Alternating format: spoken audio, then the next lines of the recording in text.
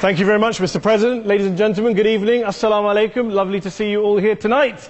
We are having a very entertaining night, are we not, with some very interesting things being said from the other side of the house tonight.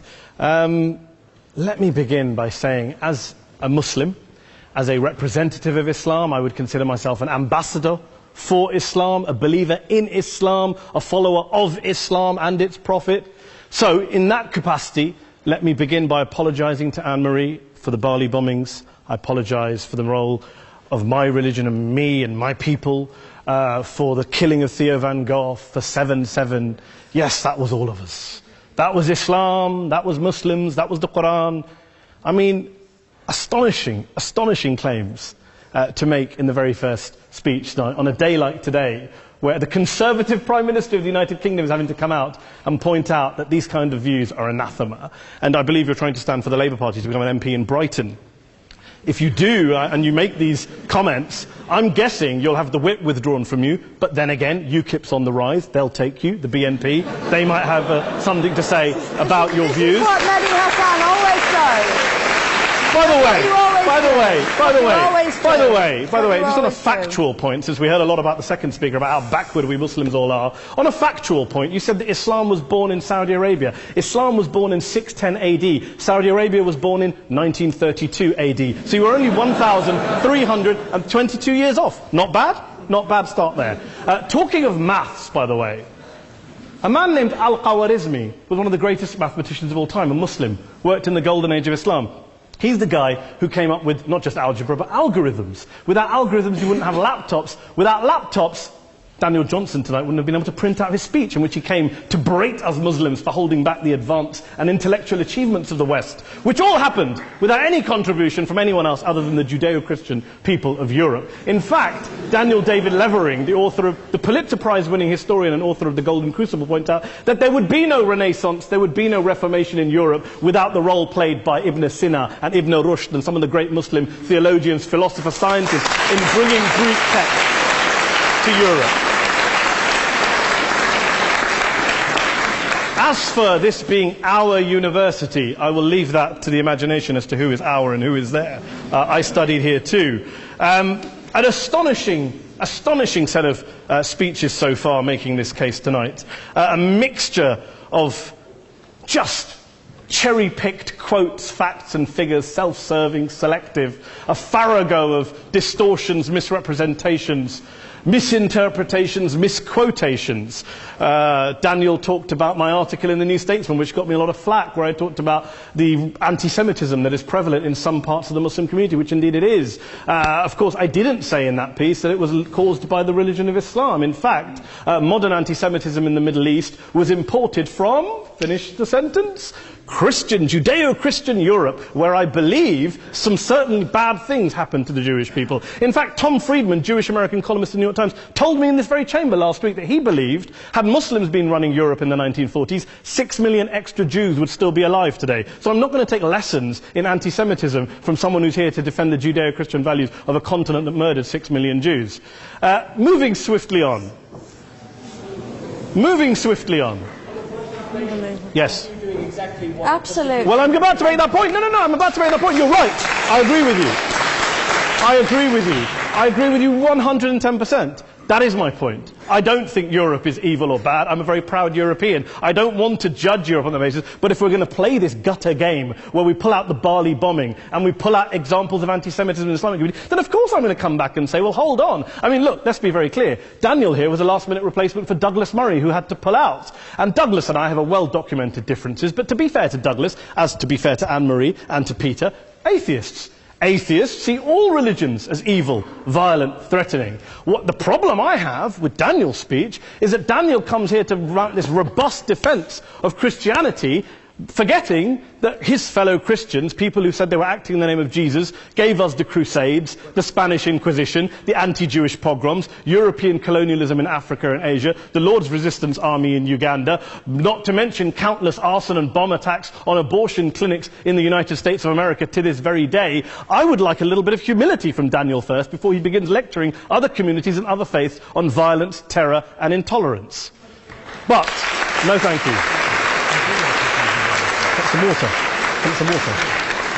But I would say this, to address the gentleman's very valid point here, I'm not going to play that game. I don't actually believe that Christianity is a religion of violence and hate because of what the LRA does in Uganda or what Crusaders did to Jews and Muslims in Jerusalem when they took back the city in the 12th or 13th or whatever century it was. I believe that Christianity, like Islam, like pretty much every mainstream religion, is based on love and compassion and faith. I do follow a religion in which 113 out of the 114 chapters of the Quran begins by introducing the God of Islam as a God of mercy and compassion. I would not have it any other way. I don't follow a religion which introduces my God to me as a God of war, as some kind of Greek God of wrath, as a God of hate and injustice. Not at all. As Adam pointed out, you go through the Quran and you see the mercy and the love and the justice. And yes, you have verses that refer to warfare and violence. Of course it does. This is not a motion about pacifism. I'm not here to argue that Islam is a pacifistic faith. It is not. Islam allows military action, violence in certain limited contexts. And yes, a minority of Muslims do take it out of that context. But is it religious? We talked about Woolwich. Daniel and Anne-Marie have suggested that it's definitely religion that's behind all of this. Well, actually, what I find so amusing tonight is we're having a debate about Islam. And the opposition tonight have come forward. We have a graduate in law, a graduate in modern history, a graduate in chemistry. And, you know, I admire all of their intellects and their abilities, but we don't have anyone who's actually an expert on Islam, a scholar of Islam, a historian of Islam, a speaker of Arabic, even a terrorism expert or a security expert or a pollster, let alone to talk about what Muslims believe or think. Instead, we have people coming here, putting forward these views, putting forward these sweeping opinions. Listen to Professor Robert Pape of the University of Chicago, one of America's leading terrorism experts, who, unlike our esteemed opposition tonight, studied every single case of suicide terrorism between 1980 and 2005, 315 cases in total. And he concluded, and I quote, "There is little connection between suicide terrorism and Islamic fundamentalism or any of the world's religions. Rather, what nearly all suicide terrorist attacks have in common is a specific secular and strategic goal to compel modern democracies to withdraw military forces from territory that the terrorists consider to be their homeland." And the irony is, when we talk about terrorism, the irony is that the opposition and the Muslim terrorists, the Al-Qaeda types, actually have one thing in common. Because they both believe that Islam is a warlike, violent religion. They both agree on that. They have everything in common.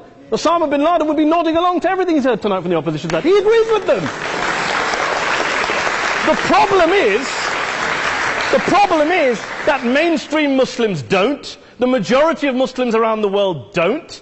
In fact, a gentleman here started quoting all sorts of polls. Gallup carried out the biggest poll of Muslims around the world, of 50,000 Muslims in 35 countries. 93% of Muslims rejected 9/11 and suicide attacks. And of the 7% who didn't, they all, when polled and focus grouped, cited political reasons for their support for violence, not religious reasons. And as for Islamic scholars and what they say, well, Daniel talks about our University of Oxford. We'll go down to Oxford Centre for Islamic Studies, get hold of a man named Sheikh Afifi al-Akiti, who is a massively well-credentialed and well-respected Islamic scholar, who has studied across the world, who in the days after 7/7 published a fatwa denouncing terrorism in the name of Islam, calling for the protection of all non-combatants at all times, and describing suicide bombings as an innovation with no basis in Islamic law. Go and listen to Sheikh Tahir al-Qadri, one of Pakistan's most famous Islamic scholars, who published a 600-page fatwa condemning the killing of all innocents and all suicide bombings unconditionally without any ifs or buts.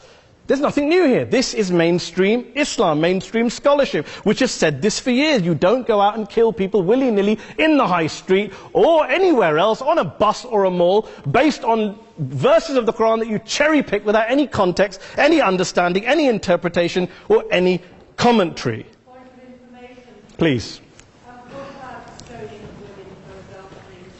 Well, it doesn't happen apparently.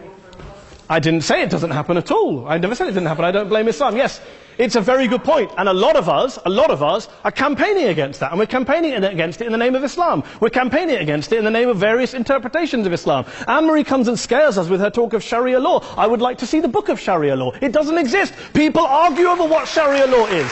And you empower the extremists by saying there is only one version. You empower them all. I don't believe you took any interruptions, Anne-Marie, so I think you should stay there for a moment. Several countries. Here's what we're dealing with.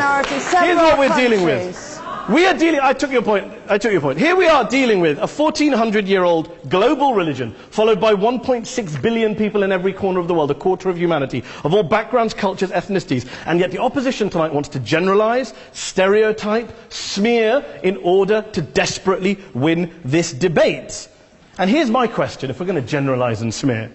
If, okay, people say yesterday's bombers, and we've got to be careful, there's a trial going on, were yesterday's attackers, motivated by Islam? Big debate. I don't believe they were. Let's say they were. Let's say Faisal Shahzad, the Times Square bomber, was motivated by Islam. Let's assume, for sake of argument, that Richard Reeves, the shoe bomber, was motivated by Islam. If Islam is responsible for these killings, if Islam is what is motivating these people, and Islam is therefore not a religion of peace, a religion of war, then ask yourself this question: why aren't the rest of us doing it? Why is it such a tiny minority of Muslims are interpreting their religion in the way that the opposition claim they are? Let's assume there are 16,000 suicide bombers in the world. There aren't. Let's assume there are for the sake of argument. That's 0.001% of the Muslim population globally. What about the other 99.99% of Muslims who the opposition tonight either ignore or smear? The reality is that the rest of us aren't blowing ourselves up tonight. The reality is that the opposition came here tonight not worried about the fact that me and Adam might pull open our jackets and blow ourselves up tonight because we're followers of a warlike warrior religion which wants to take over Europe and Daniel's university. The issue is this. The issue is this.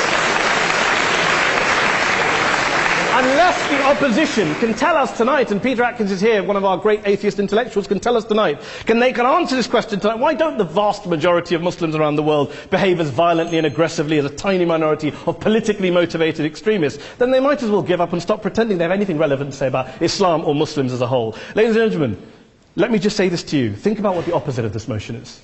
If you vote no tonight, think about what you're saying the opposite of this motion is. That Islam isn't a religion of peace, it's a religion of war, of violence, of terror, of aggression. That the people who follow Islam, me, my wife, my retired parents, my 6-year-old child, that 1.8 million of your fellow British residents and citizens, that 1.6 billion people across the world, your fellow human beings, are all followers, promoters, believers in a religion of violence. Do you really think that? Do you really believe that to be the case? They say that in the Oxford Union, the most famous debate was in 1933, when Adolf Hitler looked out for the result of the King and Country motion, where they voted against fighting for king and country, and Hitler was listening out for the result. Well, tonight, 80 years on, there are two groups of people around the world who I would argue are waiting for the result of tonight's vote. There are the millions of peaceful, non-violent, law-abiding Muslims both in the UK, Europe, Asia, Africa and beyond, who see Islam as the source of their identity, as a source of spiritual fulfillment, of hope, of solace. And there are the phobes, the haters, the bigots out there who want to push the clash of civilizations, who want to divide all of us into them and us and ours and their. Ladies and gentlemen, I urge you all not to fuel the arguments of the phobes and bigots. Don't legitimize their divisions. Don't legitimize their hate. Trust those Muslims who you know, who you've met, who you hear, who don't believe in violence, who do want you to hear the peaceful message of the Quran as they believe it to be taught to the majority of Muslims, the Islam of peace and compassion and mercy, the Islam of the Quran, not of Al-Qaeda. Ladies and gentlemen, I beg to propose this motion to the House. I urge you to vote yes tonight. Thank you very much for your time.